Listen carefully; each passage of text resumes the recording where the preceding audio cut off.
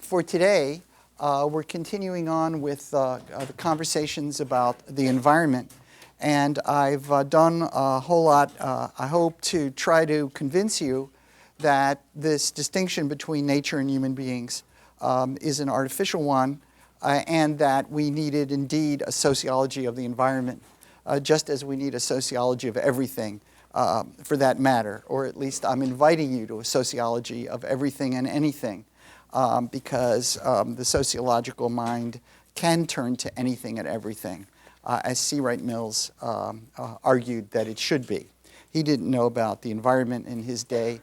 Hardly anybody did, including him. So here we are. We have to follow up more or less on our own, but with some help from people who have been writing or thinking in the last couple of decades about how to think about the environment as connected into, embedded into social forces. Now, last time I pressed on you the poet scheme of O.D. Duncan as a way of thinking about the presence simultaneously, at least in regard to urban societies, simultaneously population, organization, environment and technology, organization being the big sociological piece of that poet scheme. Not the exclusive one. Population is certainly part of the sociological scheme as well. But organization is the big one. Now, Duncan's primary example, as I indicated last time, was Los Angeles and smog in L.A. And the fact that he used L.A. and smog signals the fact that he really was thinking about cities as the primary venue for this idea that he had. And that at least when it came to the urban setting, you had to think of population, environment, organization, and technology as interlinked, and that what went on can only be understood as the result of that interlinkage. But since Duncan's time, people are, I think, increasingly aware that Duncan's time wasn't so long ago. Duncan died only quite recently. But since Duncan came up with the poet scheme, people have been made increasingly aware that it isn't just the urban environment that we're talking about, that this interlinkage between population, organization, environment, and technology is something that exists throughout the earth. It covers the earth and creates a new way of thinking about our lives on the earth. There's a phrase that was put out there by a journalist, and I take journalists very seriously. Many journalists are often ahead of the curve in terms of thinking of what's next. The phrase he used was the death of nature, the death of nature. And that's been repeated many times since. It's Bill McKibben is the author's name, and the phrase that he used is the death of nature. And what McKibben means is not that the world has come to an end or will come to an end necessarily, but that there is no more nature on the earth. That the atmospheres at the two poles, for example, show the chemical content of industrial societies. That the ice glaciers are increasingly marked by the civilizations and the technologies that have evolved from those populations, those organizations, and those technologies. And so there is no such thing anymore as untouched nature, as something that's just out there that, for example, we should preserve. We often hear the phrase, preserve nature. Well, there is no nature anymore to preserve. It's all artificial in some sense. And we, of course, know by the melting of the ice caps that nature is not what it once was. And indeed, in McKibben's terms, it isn't. There is no more nature. And so it's really about how it is that human beings interact with the physical elements of the environment in this interacting system that is inevitable, established, and no way out. Because once you've destroyed nature, once it's been dead, once it's killed, it no longer can operate as an autonomous force that's just there acting on its own. However it acts, it will act because, in part, of its configuration by human beings and all of their activities on the earth. So, quite obviously, if anybody wants to do anything about our environment and the way we live within it, they're going to have a huge challenge because of the fact that the sources of the impacts on nature are vastly diverse. They're in so many different parts of the world, and they're happening in so many different ways, of which Duncan's little exhibition about Los Angeles is now only one tiny piece, one variant of all the ways that population, environment, technology, and organization can interact and do interact just about everywhere. So how are we going to organize on a worldwide basis appropriate responses? Well, we'll talk a little bit about that later. I just want to give a kind of a slightly happy note, and that is that it has happened. So the elimination of hydrofluorins, the spray can stuff. You all know about Hairspray, the movie and the play and all of that. Well, Hairspray was propelled by a chemical component that pushed that stuff into the air. And through international agreements, it's been pretty much eliminated. And that was critical to eliminate because it was destroying the ozone of the Earth and creating the ozone hole. And so global forces did come together and handled it. How we're going to handle the other issues having to do with global change in the atmosphere and in the oceans, it is much more complicated than that. But I just point that out to say that something was done about something, and it was successful, just like the last time we met. I talked about removing lead from paint, removing lead from fuels, and it was done, and with no detriment, either lasting in terms of politics to the politicians who helped it come about, or to the American economy or the lifestyles of American people, or any peoples anywhere. Another way of thinking about this big problem of this interaction and this mutual consequence of what people do and what we do is to call again on the idea of externality and negative externality, the term that's used by the economists. Now, economists assume their basic orientation of the world. Remember that I sell you my cookies, you sell me your, I don't remember, beer or shoes, and that we have an optimum result. They don't think in terms of externalities.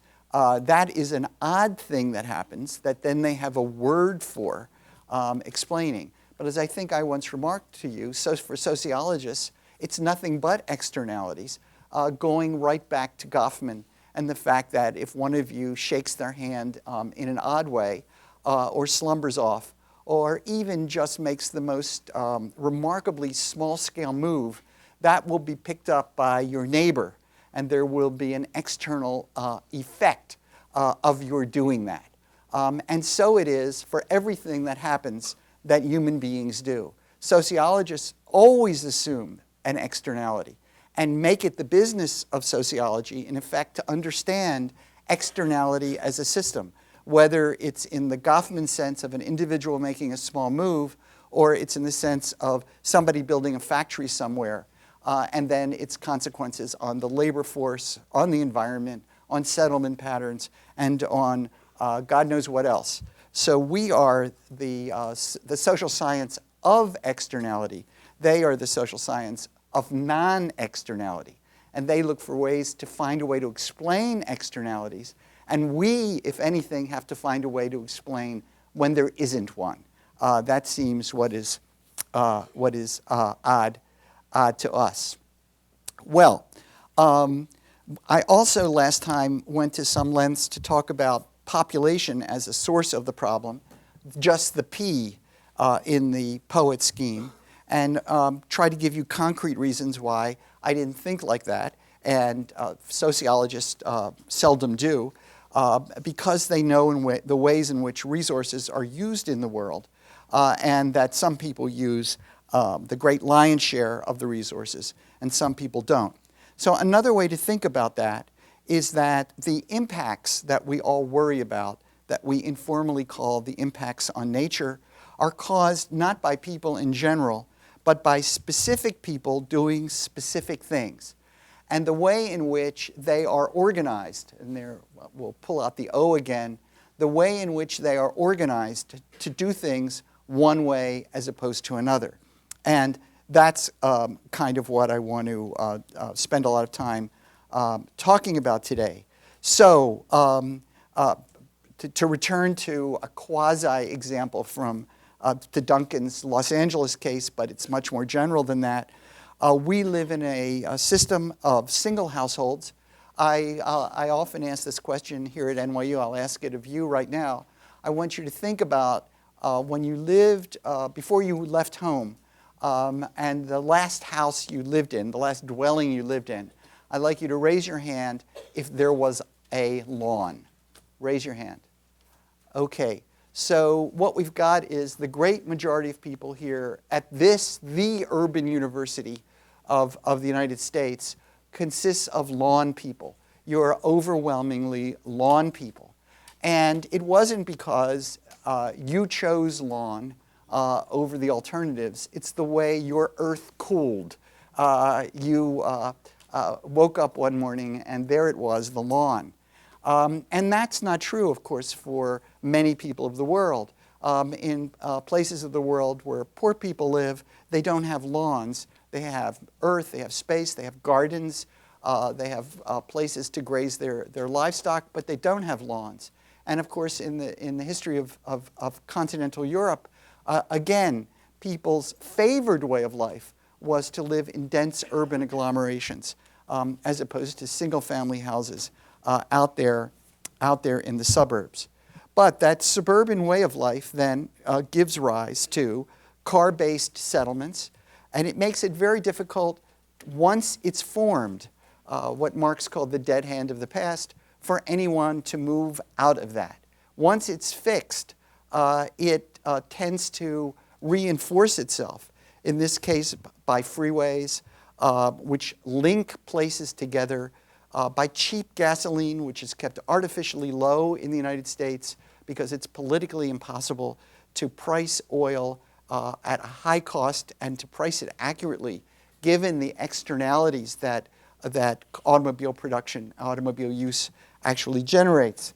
And it creates these lawns, and these lawns then to be maintained, as you read about in your readings, these lawns use a lot of water, which is extremely important in the American West and Southwest. That water has to be pumped long distances. Those pumps use up fuel and do their own pollution.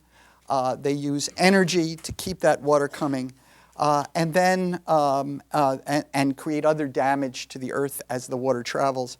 And there also, to maintain that lawn, are often the use of insecticides, the pollution of the machinery that's used to cut the lawn, and the eating up of space. So it's really a way to eat the earth. Now, it's organized by all sorts of what we would call vested interests.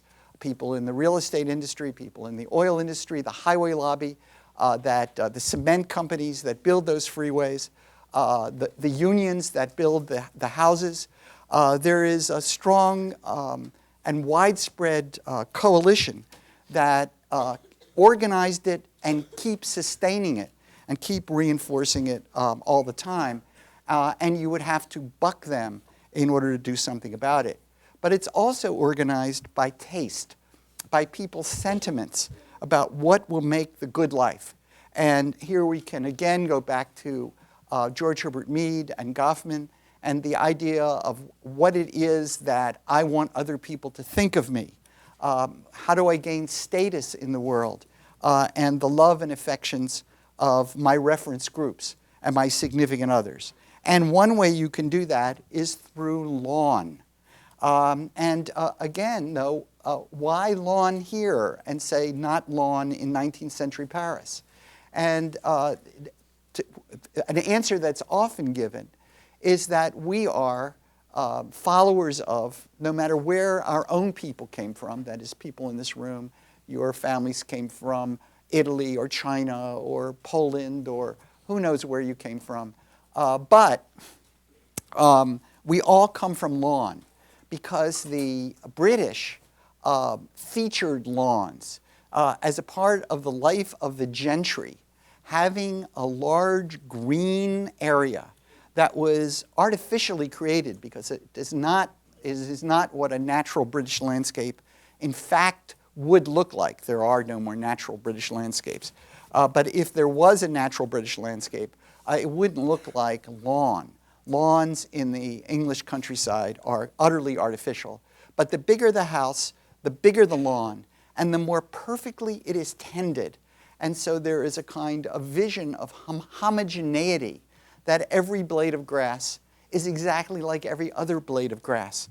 The way Henry Ford's cars, the Model Ts, that every car that comes off the assembly line is like every other car that comes off the assembly line. So again, it's kind of a modernist project, as we might say, to make these lawns, to have lawns, and to make them be what they are, which then unleashes all these other regimens that make it happen.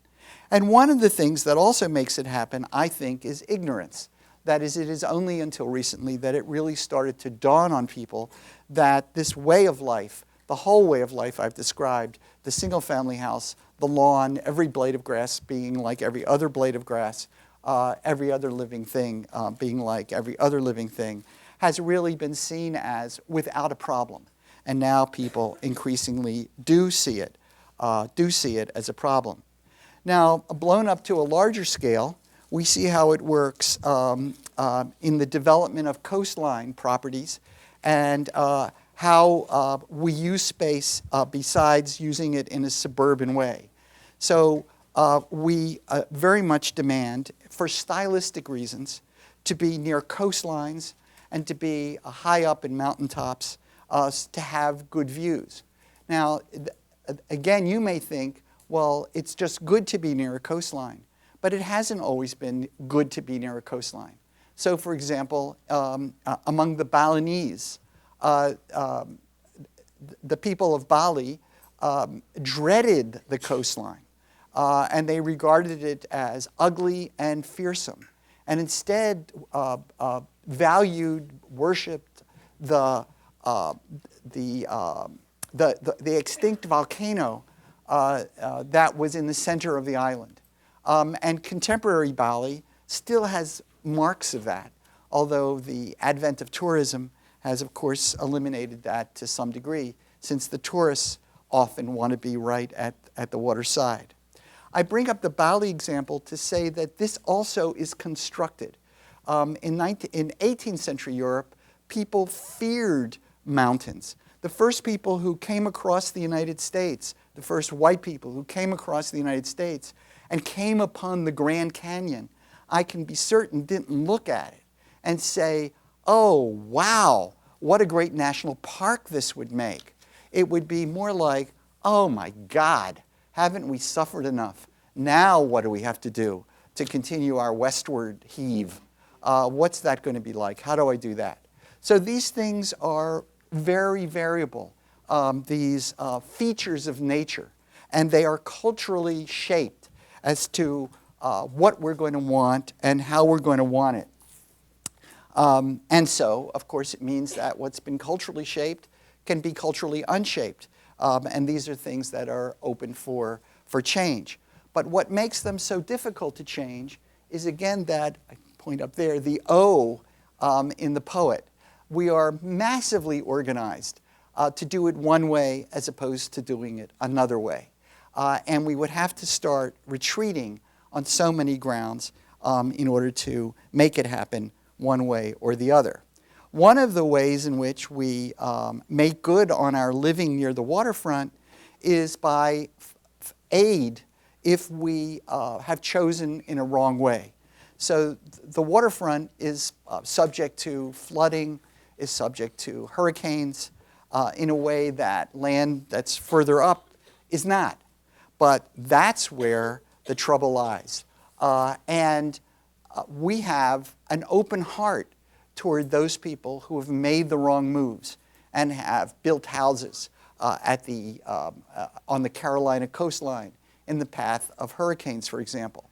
And so we don't want to penalize them by creating, for example, not allowing insurance companies to provide them with private insurance, or not allowing the state governments to cause there to be a subsidy from insurance payers around the state to benefit and make less expensive the insurance rates of people who are on the coastline.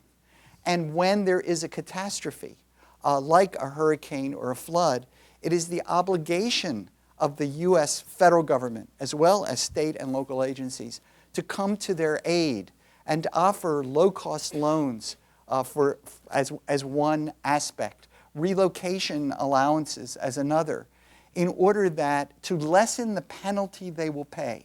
And so the economists are often not pleased about that, because what you're doing is distorting the marketplace by subsidizing people for something that they're really not entitled to, because they're not paying the full cost of the risk that they're taking. But governments do that. And we tend to feel badly for these people, and we come to their rescue. And that then perpetuates the phenomenon and makes it, again, through the O and the way we've organized things, difficult to go back another way. Now, you're reading this semester an article. It's actually a chapter from a book written by Mike Davis. And the chapter is entitled, it's very provocative, "The Case for Letting Malibu Burn." And Mike Davis was and is a Southern Californian. And he has done many exposés of Southern California. He now teaches at the University of California, Irvine, but was an independent scholar for much of his life. And his writings are very controversial. And The Case for Letting Malibu Burn is very controversial. And it's from his book, The Ecology of Fear. And what Mike Davis points out is that Malibu is a ridiculous thing. He doesn't use exactly those words, but Malibu is a ridiculous thing. If you were to look at a map, I'm sure that some of you have indeed been to Malibu. It's where Barbra Streisand lives and other people who we should know about. And Malibu, if this is I will draw Malibu. Okay, that's it. That is essentially, I have drawn Malibu.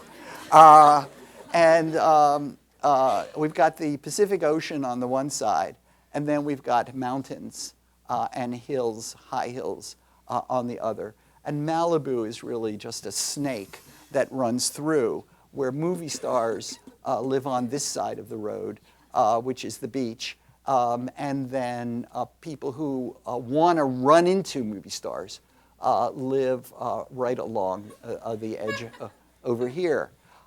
These folks are in constant danger of mudslides and mudslides, that's enough danger, and floods. And all the folks are in constant danger of fire. Because Southern California, an argument could be made, on the whole is uninhabitable, or should be regarded as uninhabitable by human beings, or at least by urban human beings living in urban settlements. But they do come anyway. And one of the great problems is that this whole territory of Southern California is completely ignitable with forest fires, part of their natural habitat. When I was young, Smokey the Bear used to, did they have Smokey the Bear? Do you know? Is that part of your life? Yeah. That only you can prevent forest fires. But Smokey the Bear was wrong because forest fires are, as much as anything is part of just nature, is part of nature. And whenever there's a forest fire in California, people start hunting for the person who caused it. And so that it's like looking for the terrorist or the bank robber. We will find the miscreant who caused it, as opposed to the idea that it is a built-in feature of this landscape. And the poor jerk who had the last cigarette gets blamed for the whole thing, or who flew the kite, which sometimes happens. The kite hits a power line, the power line ignites, a spark falls, and then you've got this vast amount of destruction. Anyway, so Mike Davis says, of all the various elements that are weird, Malibu is the weirdest thing in Southern California because it's nothing but exposure. If you were trying to maximize vulnerability, you would develop something like Malibu. The mudslides are always there to come down the road, and lots of resources go into just preventing these hillsides from covering the road or falling on to the movie star at our houses that are on this side. When there's a fire, it is very difficult to fight the fire because access is very limited in and egress is very limited out.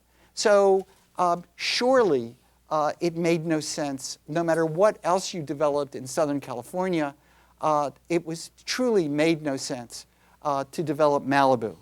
But Malibu happened.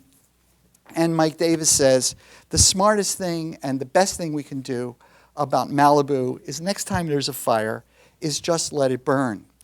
As opposed to FEMA coming in, setting up places for people to go, many special benefits. All the department stores give an extra 20% off to fire victims. And on television across the world, one sees families that have managed to save their horse. And they're pulling their horse through the flames and onto the street. And great bravery is shown by the fire department and by neighbors and friends coming together. And many things are written by the people of Malibu about the spirit of the people of Malibu and their heroic capacities to come to each other's aid at moments like this. So the value of Malibu people, the value of living in Malibu is entrenched, reinforced, and great proclamations are made that Malibu will rise again, just like the World Trade Center will rise again. We don't let this stuff stop us because we are the people of Malibu. And so it all happens again, again and again and again. Now, the longest reading, I think, for the week, I don't know if it's the longest, but let's just say another one, is this, that you're reading a part of a book by Ari Kelman called A River and Its City. That's what the book is called, A River and Its City. And of course, that river is the Mississippi. The Mississippi drains 2/3 of the land of the United States, drains through the Mississippi. So we're not just talking about a little stream here. This is like the big deal, and that's why Roll On Big River and all, we got a lot of songs and everything, because the Mississippi is such a big deal. And the place where it finally enters into the Gulf of Mexico is kind of near New Orleans. And the kind of near New Orleans is a very important part of the story that Kelman tells and that other people tell as well when they tell the story of New Orleans. And I've had great success in drawing Malibu. I'm going to have less success in drawing New Orleans.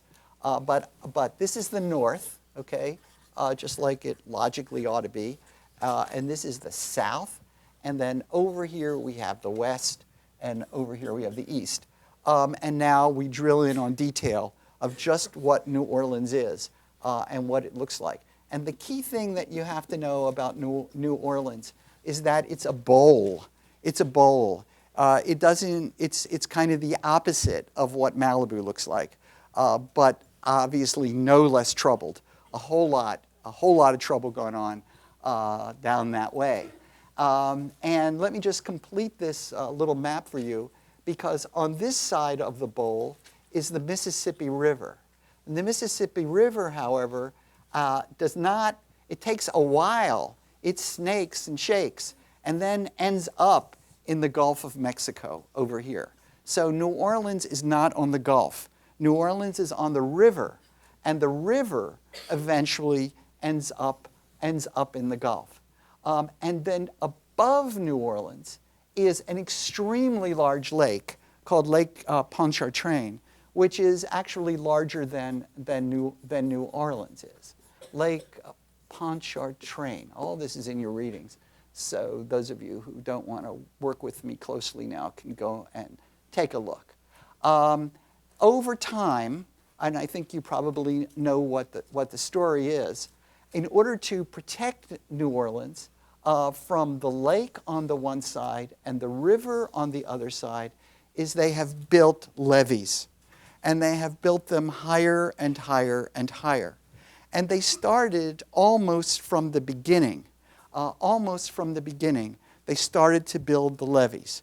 The French settlers really chose wrong when they created New Orleans at its location, and almost immediately started building earth mounds to protect the city from the river and the flooding. Remember, we've got 2/3 of the continental United States emptying into this river.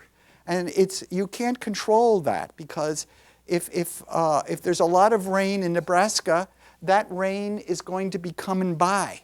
And what people are doing in Nebraska in terms of creating levees up there and flood control mechanisms up there and cement ways up there is going to affect what happens downstream.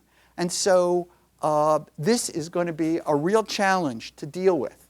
And the challenge was dealt with by the United States Army Corps of Engineers eventually, after, of course, the French no longer, this was no longer part of the French sphere of influence and became part of the American, after the Louisiana Purchase. And then eventually the Army Corps of Engineers was given responsibility for flood control projects within the United States.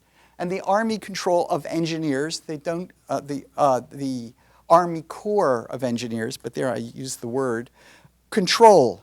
Armies do control. That's kind of the whole point of arminess.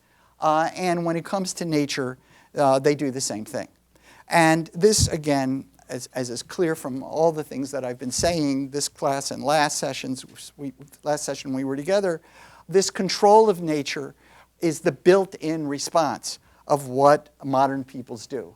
And so these keep rising, these levees, in order to keep the water out. Now, as that happens, there is decreasingly the capacity for the city after a rain to drain into the river or to drain into the lake. The city is, it's another side point, New Orleans is constantly sinking through other sets of processes because it was built on loam, on the river delta. And earth, anybody who's had a potted plant knows that if you put the soil in loose and then you water it, the soil compacts and goes down. Anybody ever watered a plant? You would have that experience. Good, I got some hands. The water, the thing goes down. And that's going on in the bowl as well. So the bowl is going down, the wall is going up, and New Orleans is increasingly below the river, which means that when catastrophe does happen, it's going to be a bigger catastrophe than there otherwise would be. And there is, how do you get just normal rainwater out of the bowl? And the only way to, and this is a rainy part of the world, the only way to get the rainwater out is to pump it out, which means you need machinery. And if that machinery fails, you can't even get the rain out. And that, during this disaster called Katrina, is one of the things that also happened, and it has happened before. It has happened before in history. So the phrase sometimes people use, naive people, but we don't use this phrase anymore, is that we call it a natural disaster, that's what Katrina was, a hurricane that was a natural disaster, an act of God, as the prior catastrophes in New Orleans and in the Gulf area were called, but those are misleading. And Mike Davis points out in one of his writings that people say after one of these things, nature let us down, as though nature, we signed a contract with nature, and now nature let us down. Nature is just being nature, except of course there is no longer any just being nature because of what's happened to this river all through its move through the continental United States and what's happening as it moves here.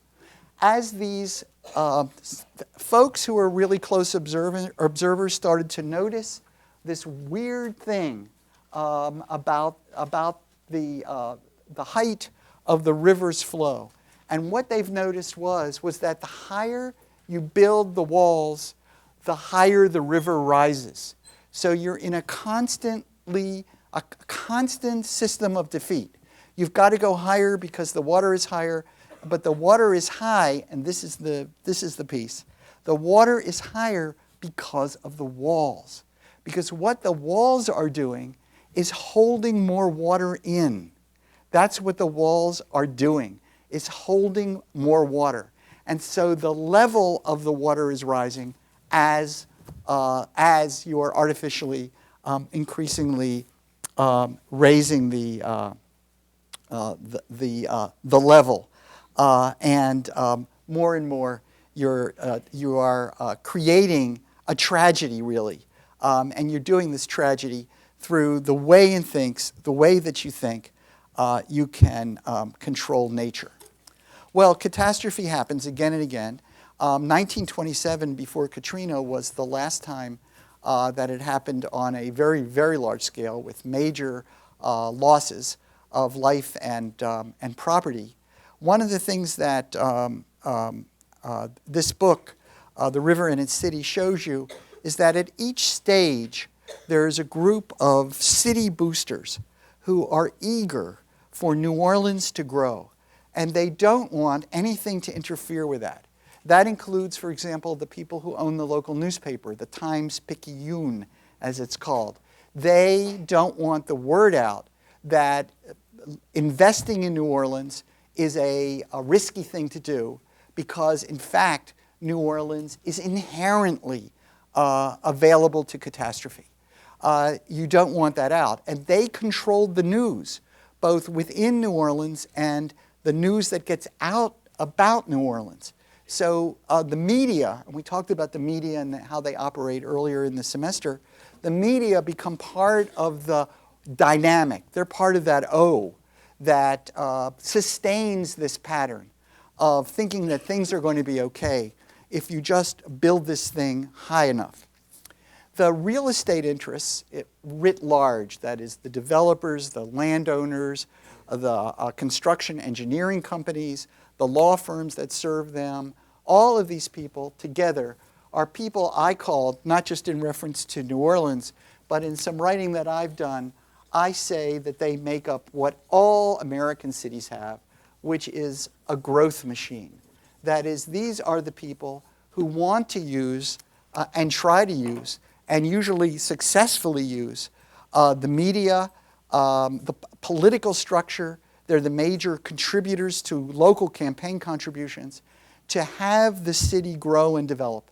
Because if you have a bean field out in the boonies, and you can have that bean field converted to Holiday Inns and some other and tract houses, you convert in contemporary times the value of that bean field from, say, $3,000 an acre to $3 million an acre. This is a kind of vast payoff that causes you to be active, to take an interest in politics and how decisions are made about where the highways will be, where the airports will be, how much development we will have. But let's have as much as possible. And how do we deal with this problem of a potential disaster? Because in part, the way nature is working itself out and how we might deal with it. If you can get the levees high enough, given where the water is, at least at that moment, you are considered safe. And government agencies considered it safe.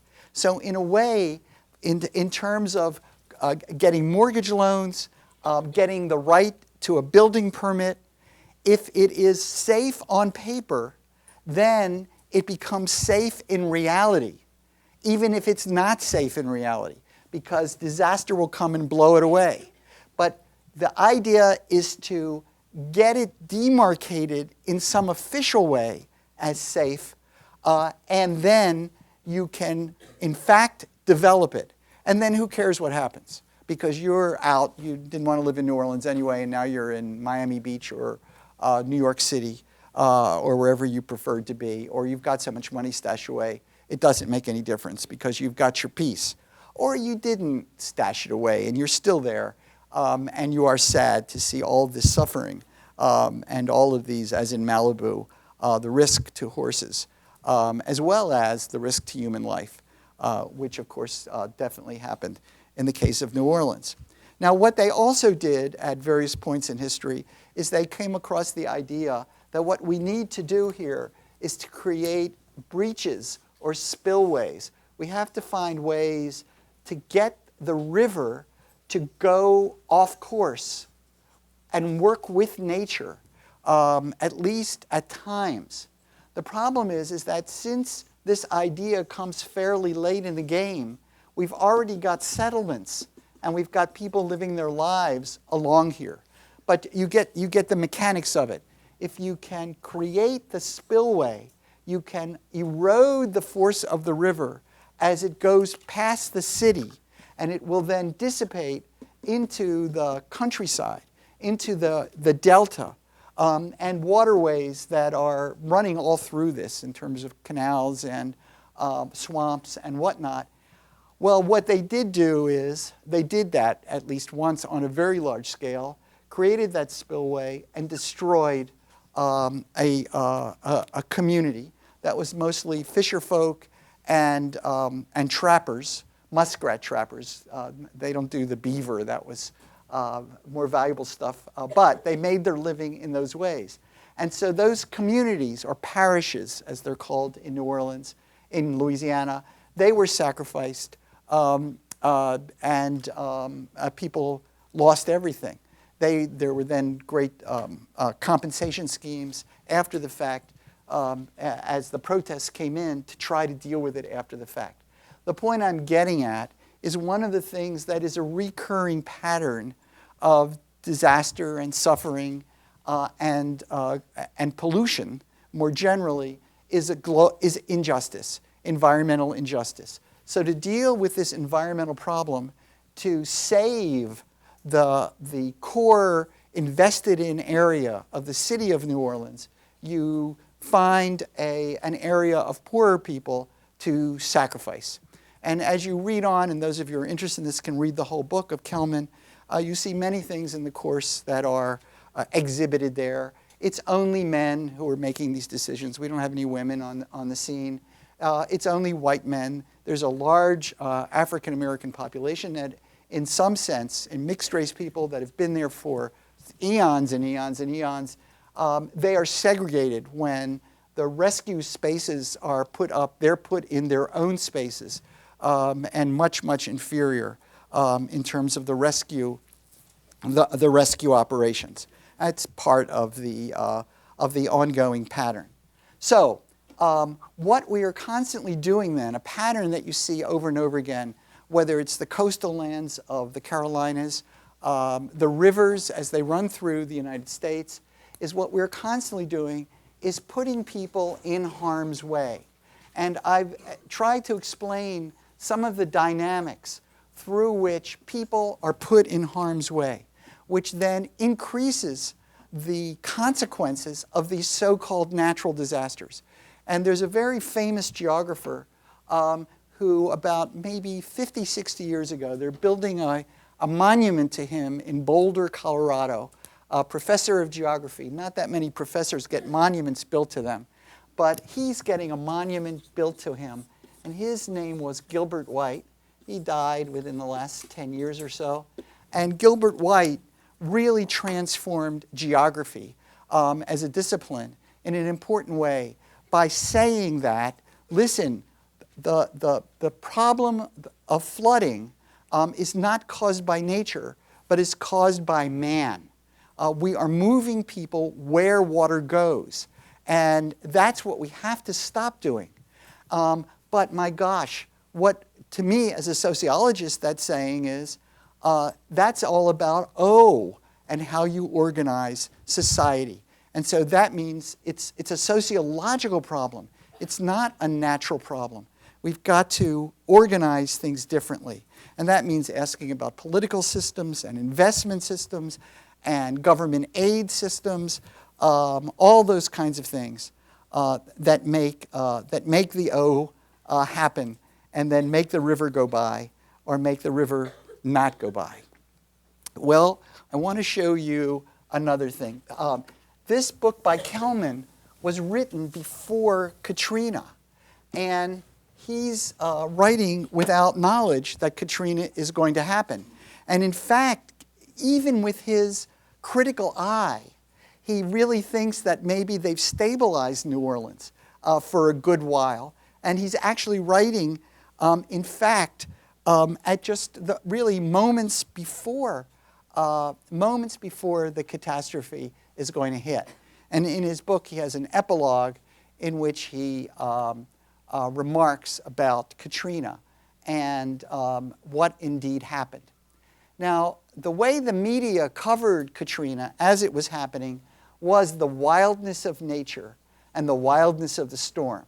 There was also, of course, a lot of attention to the complete incapacity of governments, including the Office of Emergency Management and the Federal Emergency Management Agency, FEMA, to deal with these people and their problems and the catastrophe at a human level. That was very much in the news. But it was about there having been this terrible storm.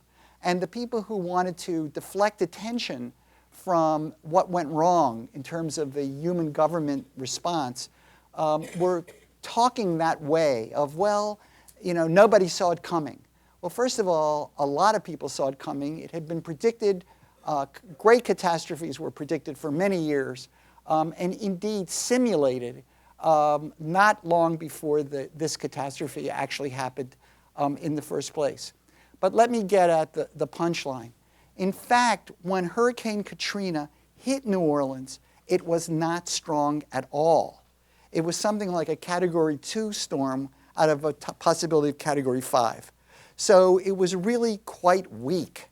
And the flooding and the catastrophe in New Orleans did not happen as the hurricane hit, but only happened later.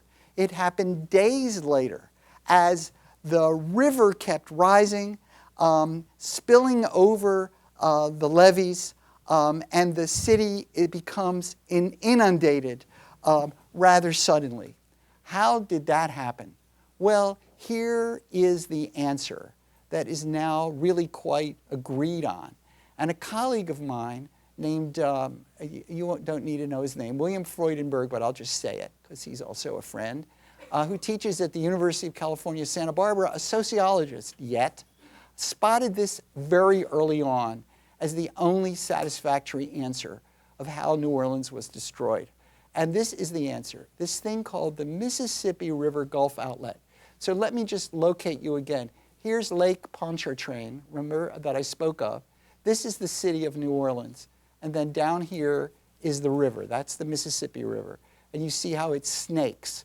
And it is right in the middle between the lake and the river that the city exists. What is this thing, this Mississippi River Gulf Outlet? Well, one of the things that's a little odd about it is it is straight. And this is a land where nothing else is. It is all these bayous and meanders. And whenever you see something straight, and there are other straight things that you can see as well, like this thing and this thing, they are man-made, human-made, and they were engineered by the Army Corps of Engineers as ways of controlling the water flow and floods. They're part of the flood control system, and the dikes are built along them. The Mississippi River Gulf Outlet is the largest. It's the widest, and it is absolutely straight. And it runs from the heart of the city out to, you can't see it here, the Gulf of Mexico. And what happened was that the storm surge, and you see that big arrow, the storm surge pushed the water through this Mississippi River Gulf Outlet, which is human-made, and pushed it into the city. And had it funnel, you see, it hits this point where water is shooting in down here as part of the natural waterways. It's coming in through here as part of the surge from the lake. It's coming in here from the river. But what it's giving it its great force is the surge of the Mississippi River Gulf Outlet, which came to be called Hurricane Highway. That then caused these levees to overturn. It caused them literally to fall in place, and there are other issues there about the failures of the levees to talk about. But this is the primary culprit that then floods the city, kills so many people, and changes New Orleans forever. That's what did it. Now, why is it there?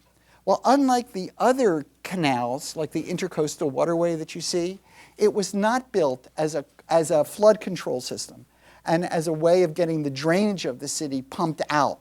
It wasn't. It was instead built as a way to aid shipping and to provide boats with a quicker way out to the Gulf from the heart of the city. Wow, as it turned out, it was hardly ever used. It had to be dredged constantly, millions and millions of dollars every year by the Army Corps of Engineers to keep it deep enough for boats to traverse.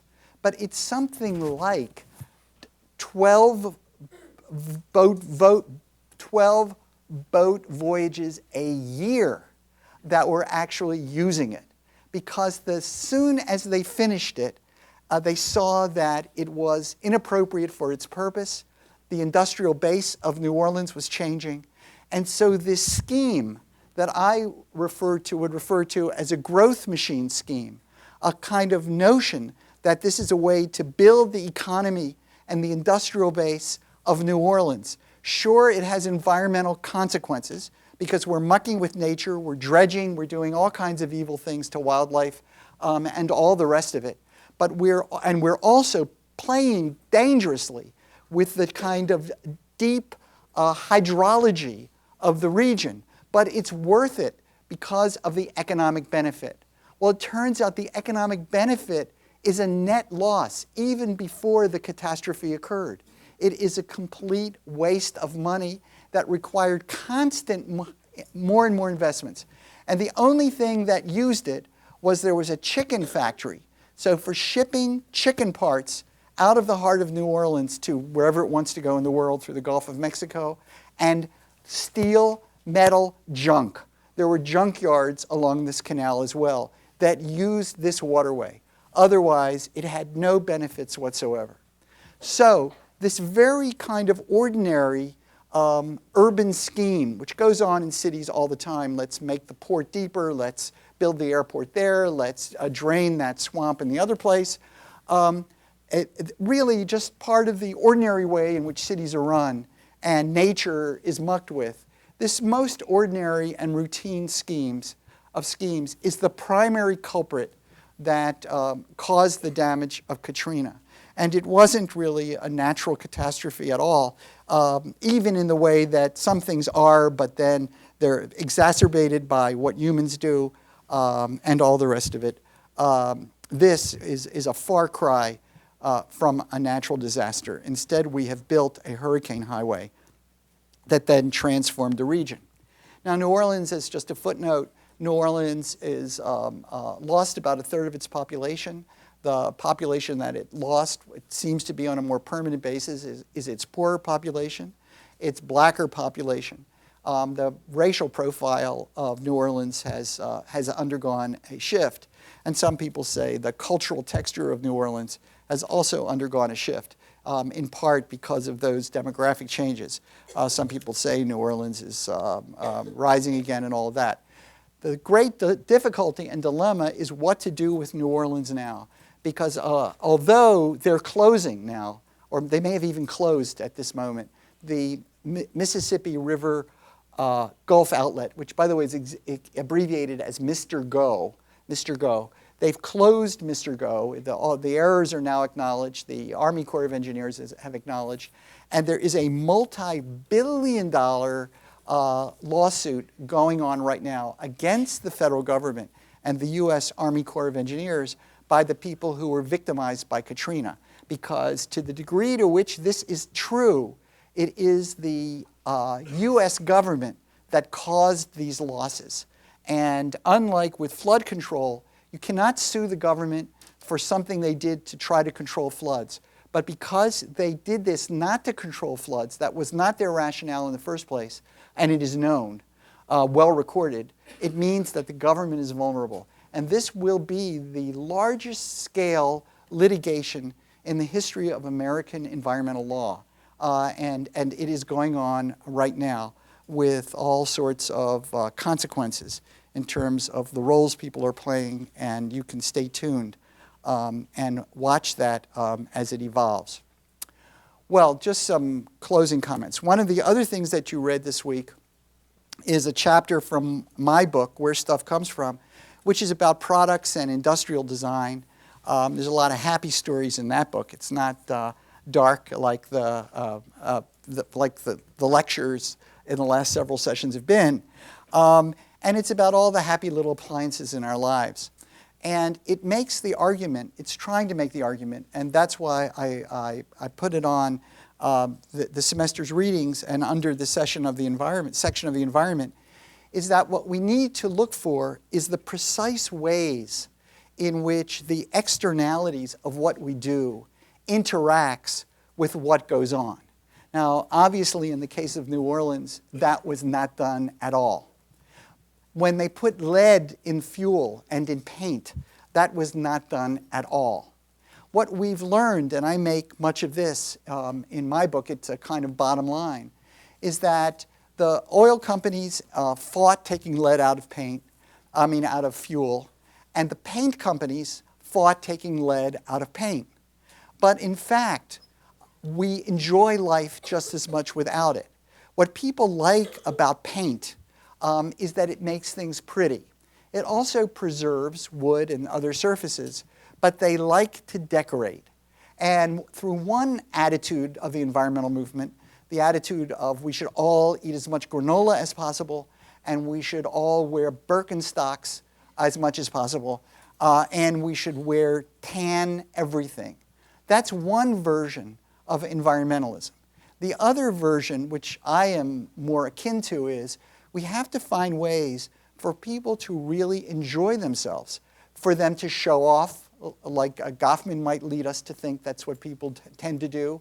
Have great stuff, cool stuff, stuff that better than their mother had, better than their friends at Cornell have. Do all of that stuff. And so people now can paint their room anytime they want with vinyl paint. You can paint it once a week. You can paint it once a year. You can paint it every 5 years. It's your choice. And in all the colors of the rainbow. It's just that you're not doing nearly as much poisoning. And so you can work with what I would call an aspect of human nature, which is to fiddle with the material world and come up with cool stuff and groovy stuff, which becomes part of your being. But to do it in a way that does not represent catastrophe, and that can somehow save us from things like global warming and Katrina and such. Have houses we enjoy, apartments we enjoy. You're all living in the Manhattan. You have no lawn, with a few exceptions probably. But you get up in the morning and you have things that excite you about living in the city that can do very well without a lawn.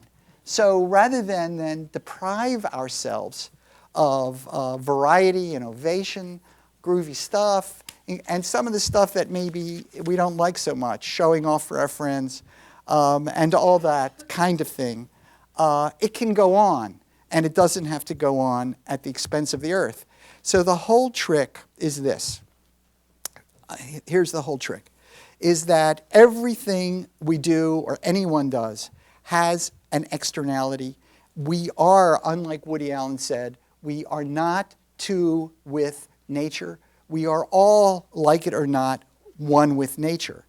The trick is to figure out, to find the intelligence, and I'll underline that word intelligence, to figure out intelligently what exactly that means, knowing just how our every move has an interaction with nature, constitutes nature, and derives from nature. Figuring out exactly how that's the case, and then organizing, get back to that O, setting up the organization of everything in order to take advantage of that knowledge so that the system can be, and this is of course the slogan word of our era, so that the system can actually be sustainable. So that's it for today. You're going to have to leave now. It's you got to skedaddle on. You don't own these seats. NYU owns these seats. You only rented it until you have it. Actually, you do. You have 7 more minutes of this seat, so you can stay.